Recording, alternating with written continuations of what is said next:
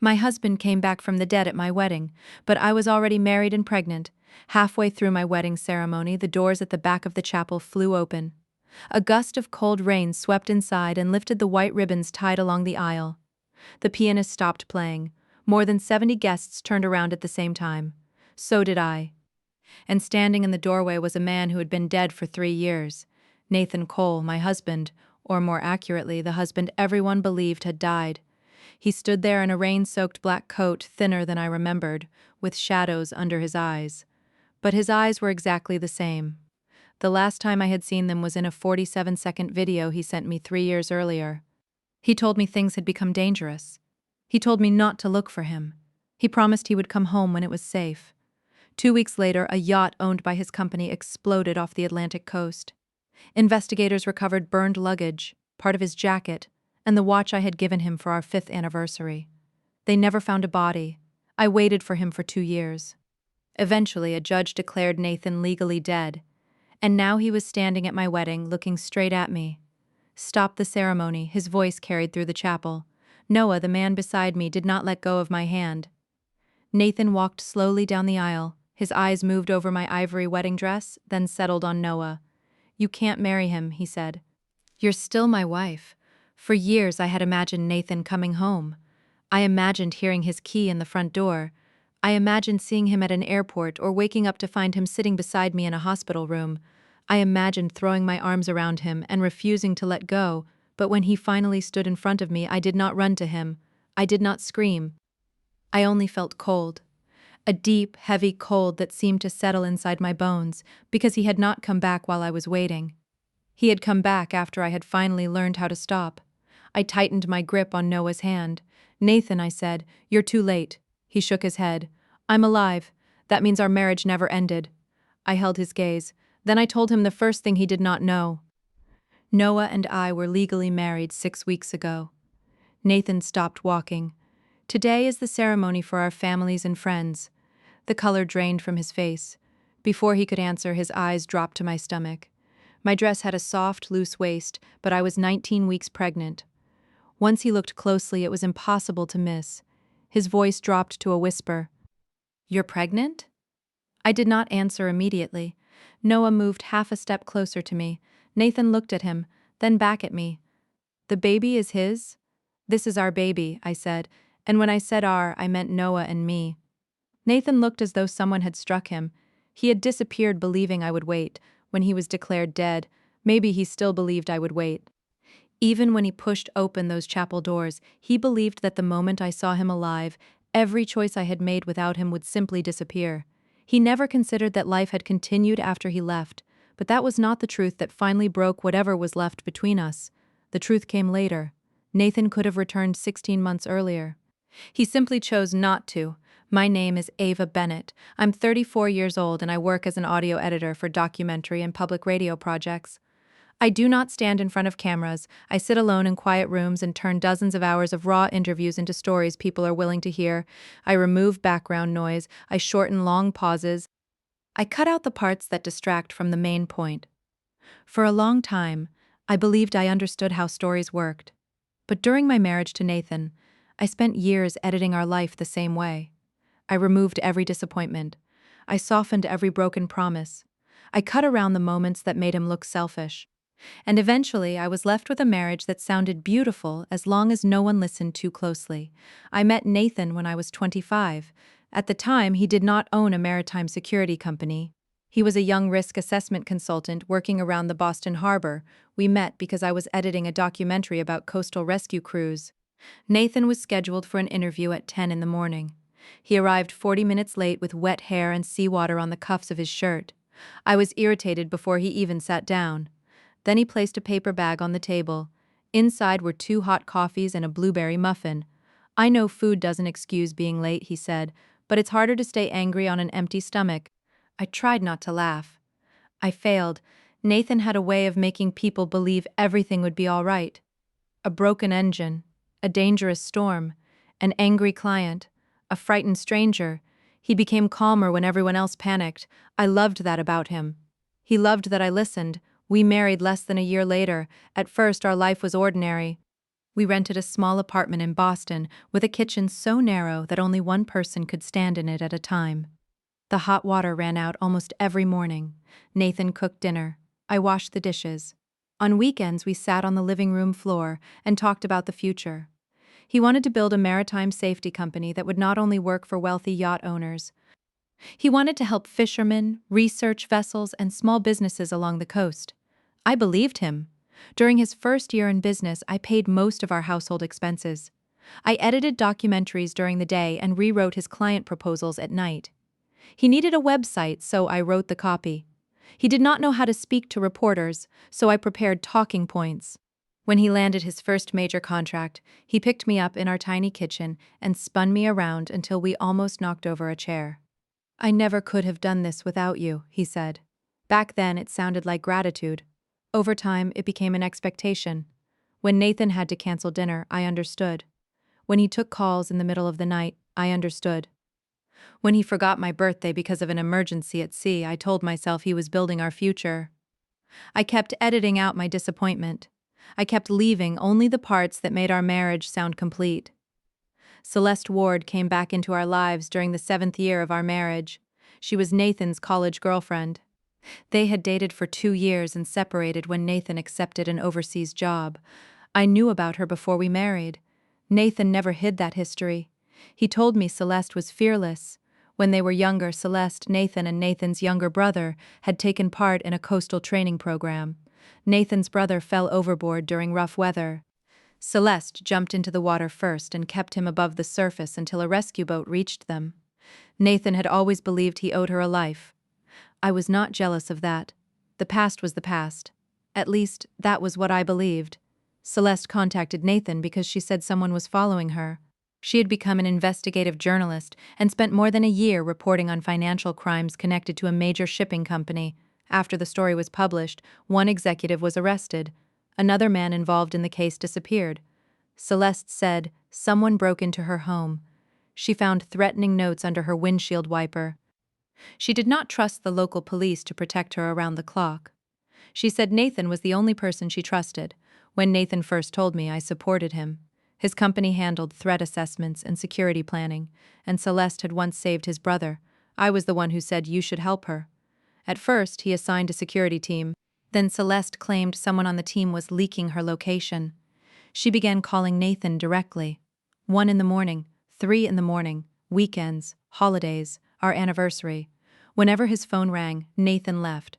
He said she was traumatized. He said we could not expect her to act rationally. I tried to understand for months. Then came our 8th wedding anniversary. I had made a reservation at a restaurant Nathan had wanted to try for years. He promised he would be home by 6. At 5:40, Celeste called.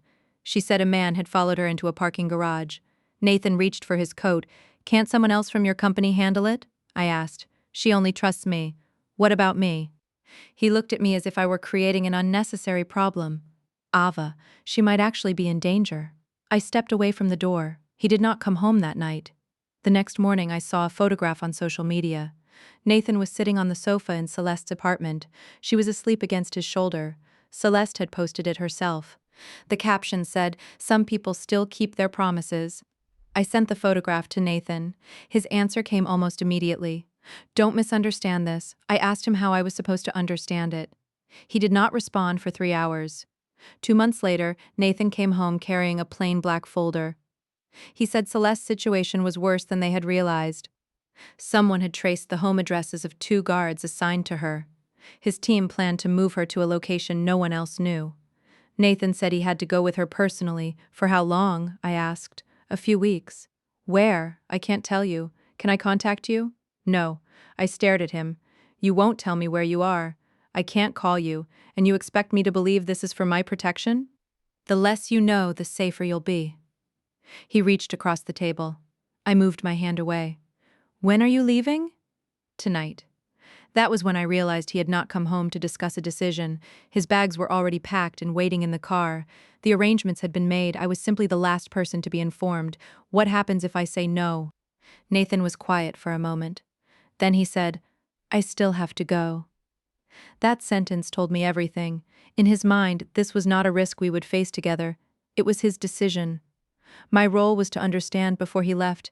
He removed his wedding ring and placed it on the table. He said he could not carry anything that might reveal his identity. I stared at the ring. "When you come back, are you going to put it on again?" He wrapped his arms around me. "Of course. I love you. I just owe her my brother's life." I did not hold him back. By then I had begun to understand something. The most dangerous kind of husband is not always a man who stops loving his wife. Sometimes it is a man who believes that saying he still loves her gives him permission to make her pay for every decision he makes. 12 days after Nathan disappeared, he sent me a video. The background was dark. I could not tell where he was. He said the operation had gone wrong. He needed to stay hidden longer. He told me not to call the police, not to contact his company, not to look for Celeste.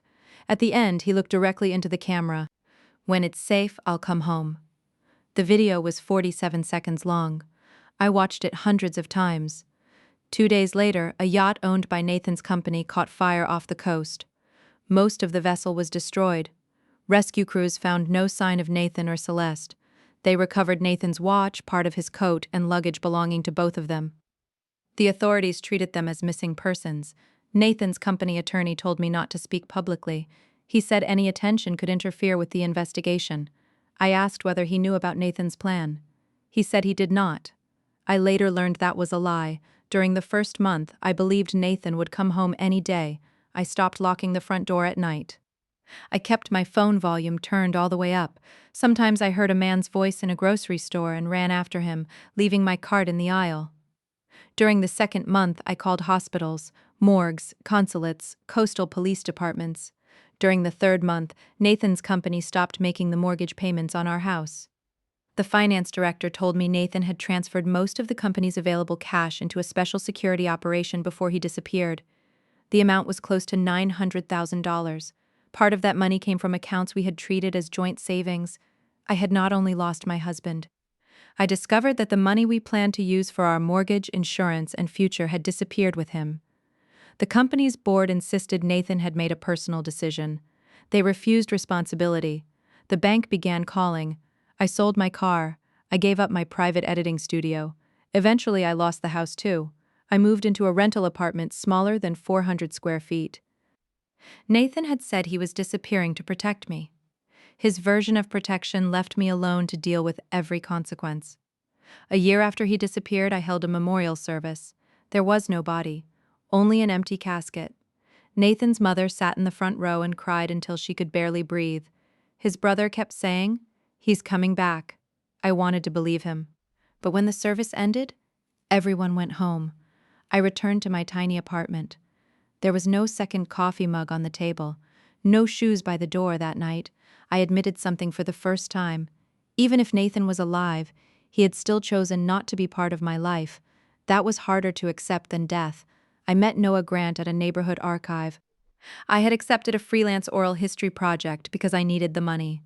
The archive was recording the stories of residents in an old neighborhood facing demolition and redevelopment.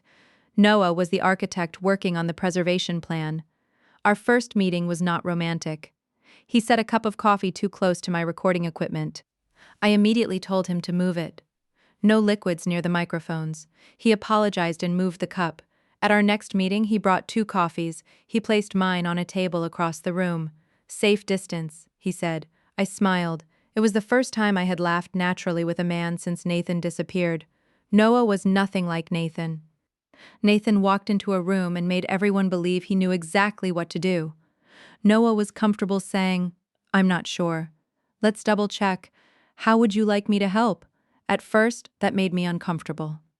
One afternoon, the archive director canceled my contract without warning. I panicked.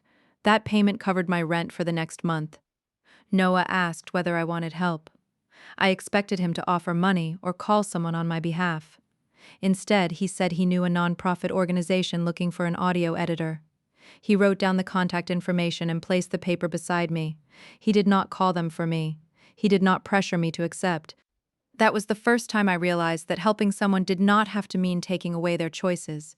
Noah and I knew each other for 8 months before our first date. It took another 6 months before we called it a relationship. Nathan was always present between us. Not as a person, as an absence. I did not know whether I was a wife or a widow. The court had not declared Nathan dead. I was afraid to make long-term plans. Whenever Noah mentioned the following year, I changed the subject. He never pushed me. Once I asked him, "Aren't you afraid Nathan might suddenly come back?" Noah was quiet for a moment. "Yes," he said. His honesty surprised me. "But I'm more afraid you'll stop living now because of someone who may never return." He told me he would never ask me to forget Nathan. He would not compete with a missing man. He only wanted to know whether I wanted to have dinner with him that night. That was what made Noah different. He never asked me to hand him my entire future all at once. He respected whatever choice I could make in the present. 23 months after Nathan disappeared, the court scheduled a hearing to declare him legally dead. The night before the hearing, I received an email from an unknown address. There was only one sentence: "I'm sorry. Not yet." I recognized Nathan's typing habit. He always added an extra space after a period. I did not sleep that night. I gave the email to the police. Their technicians could not trace it. Nathan's attorney said it was probably a cruel prank. I knew it was not. Nathan was alive. At least he had been alive when the message was sent. The next morning I did not ask the judge to delay the hearing. The judge asked whether I still wanted to continue. "Yes," I said. Not because I no longer loved Nathan. But a man who was alive and still chose not to come home could not demand that I remain his wife forever.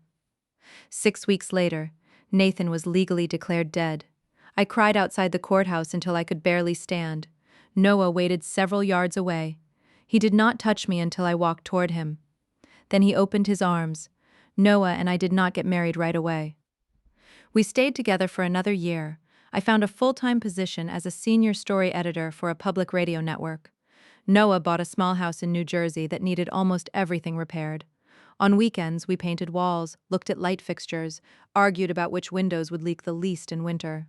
Our life did not have the danger and adventure Nathan used to promise. It had something I had never experienced before: stability. Noah did not vanish in the middle of the night. He did not call secrecy protection. He did not make decisions that changed both our lives and explain them afterward. He asked, "What do you think?"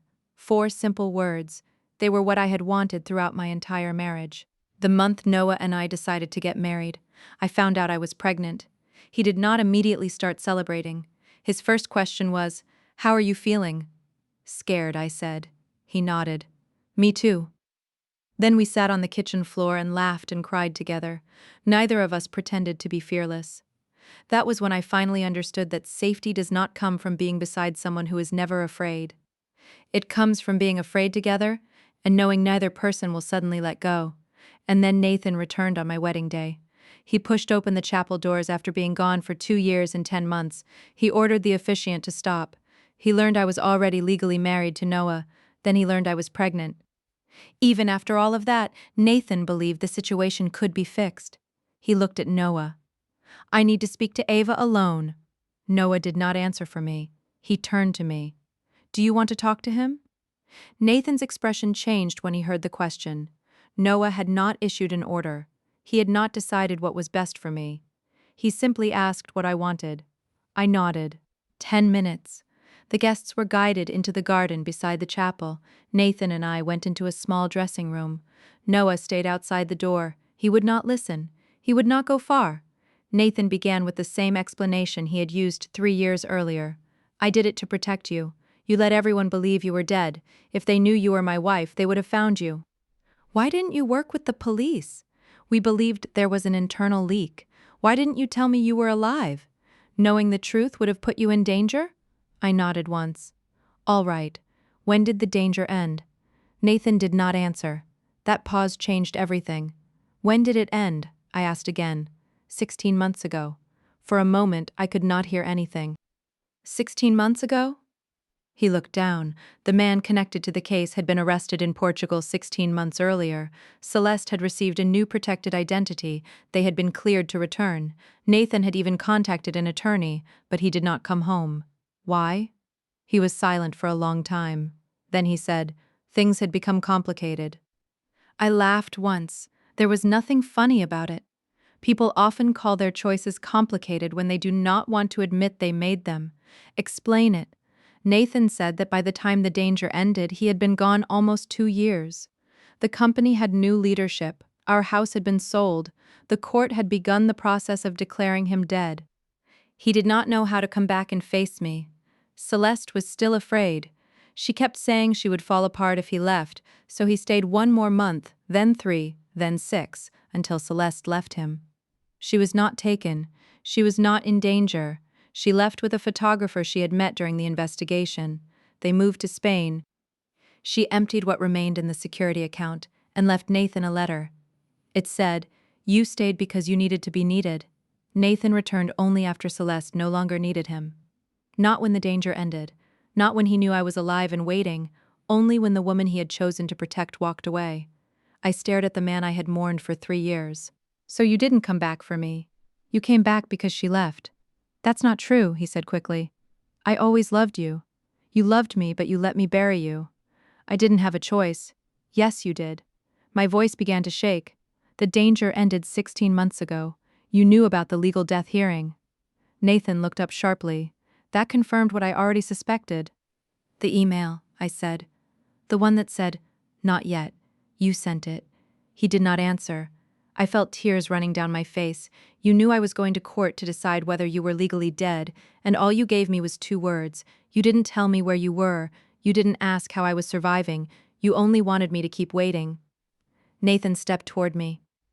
I backed away and placed one hand over my stomach. Noah knocked once from the other side of the door. He did not enter. He only wanted me to know he was still there. I took a slow breath. "I held a funeral for you. I lost our house. I dealt with the debts your company left behind. I spent every day wondering whether you were trapped somewhere. And you had 16 months. You just didn't know how to face me." That wasn't protection. That was avoidance. Nathan still refused to accept that our marriage was over. He said 9 years could not disappear because of a court order. He said the declaration of death was only a legal process. He said attorneys could correct everything. He even said Noah would understand. That sentence exhausted me more than anything else. 3 years had passed, and Nathan still believed he could decide how everyone else should feel. He had decided I should wait. Now he was deciding Noah should step aside. He was even deciding what kind of family would be best for my unborn child. I asked him one question. "Before you came here, did you ever consider that I might not love you anymore?" Nathan froze. "Did you ever consider that I might not want to leave with you?" He did not answer, because he had never considered it. Nathan had not returned to learn about the life I had built. He had returned to collect the wife he believed had been preserved for him. The ceremony continued. Nathan was not thrown out. He left on his own. When I walked back into the chapel, my makeup was streaked from crying. Noah gently handed me a tissue. Then he asked, "Do you still want to do this?" "Aren't you worried?" I asked. "Very."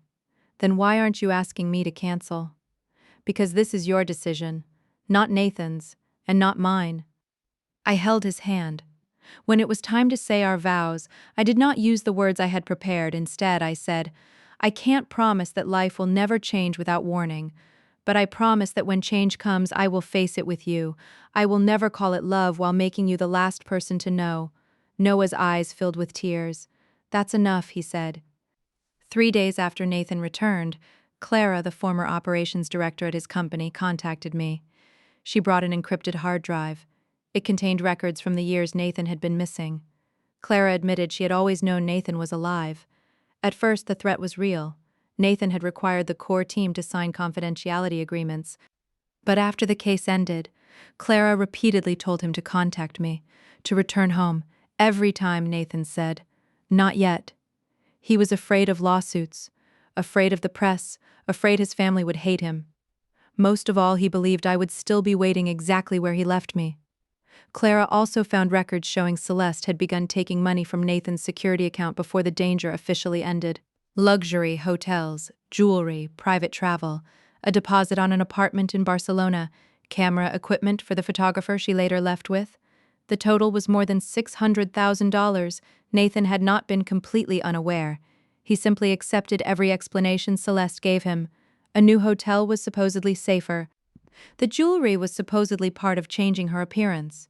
The camera equipment was supposedly needed for new identity documents. Maybe Nathan believed her. Maybe he chose to believe her. As long as Celeste was still in danger, Nathan's sacrifice still had meaning. The moment he admitted she no longer needed protection, he would have to face the truth.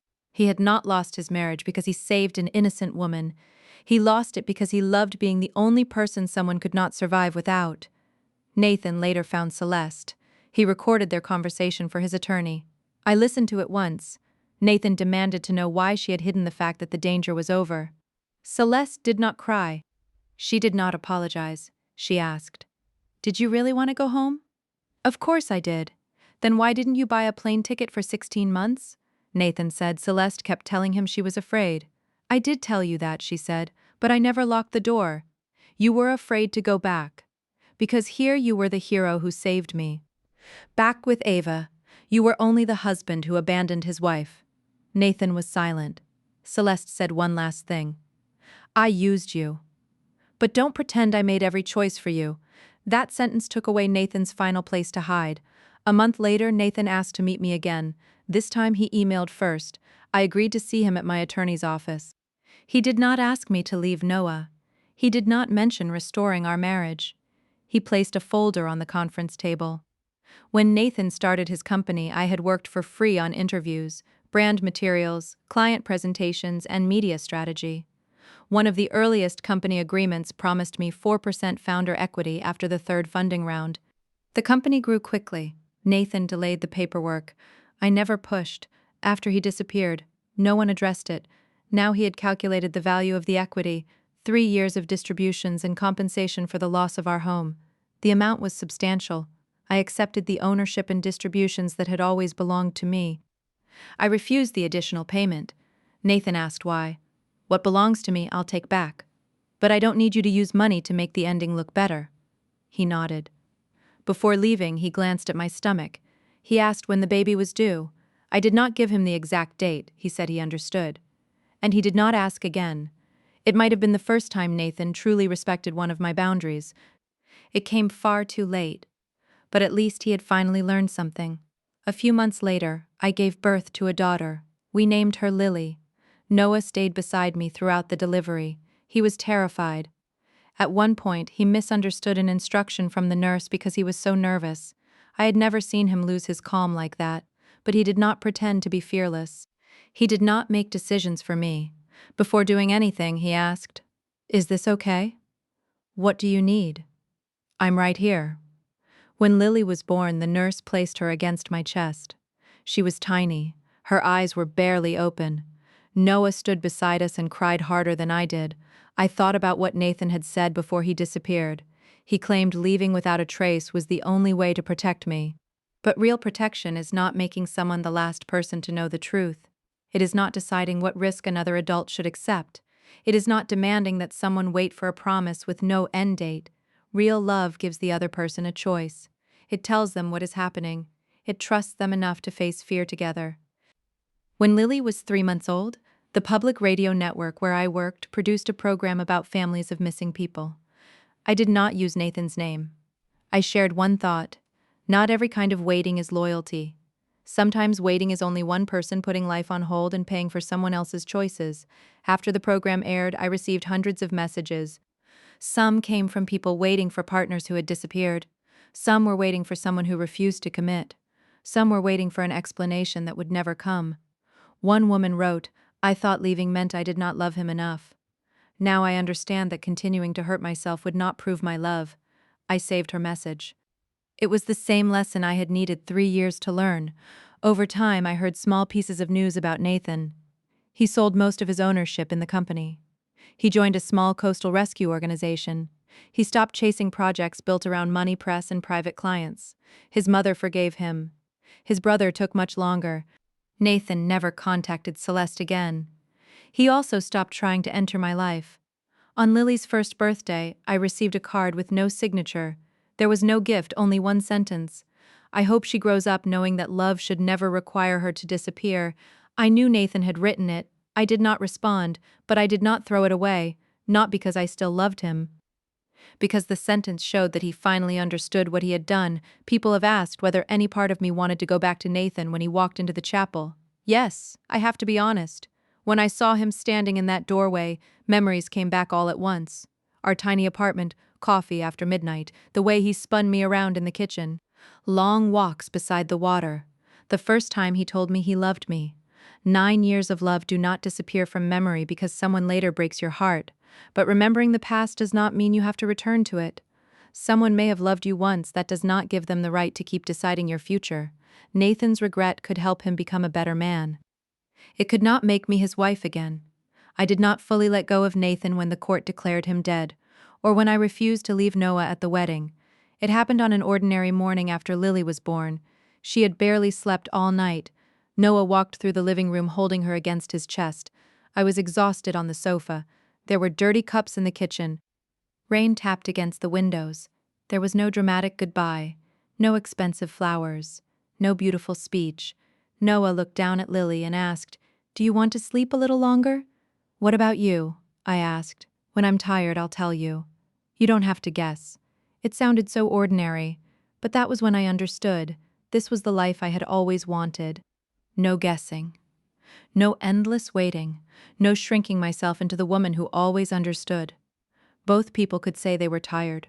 Both could say they were afraid. Both could say no, and before making a decision that changed everything, each person would turn around and make sure the other was still standing there. Nathan said he left because he had to save Celeste. But eventually, all of us understood that the person he truly needed to save was the hero he imagined himself to be. He loved hearing, "Only you can help me. Only you can protect me. I can't survive without you." I had made a similar mistake in my own way. I confused waiting with loyalty. I confused silence with understanding. I confused giving up more and more of myself with maturity. Healthy love does not need one person to be the hero and the other to be the endlessly patient wife. It needs two ordinary people. People who make mistakes. People who get scared. But people who do not use the words "I'm doing this for you" to take away each other's choices. If someone disappears for 3 years and suddenly comes back, does the love you shared still matter? Of course it does. The love that existed was real. So was the pain. But love is not a permanent ownership document. You cannot walk out of someone's life, leave them with the debt, grief, loneliness, and waiting, then come back when you are ready and demand that everything return to the way it was. You do not get to expect another person to remain frozen where you left them.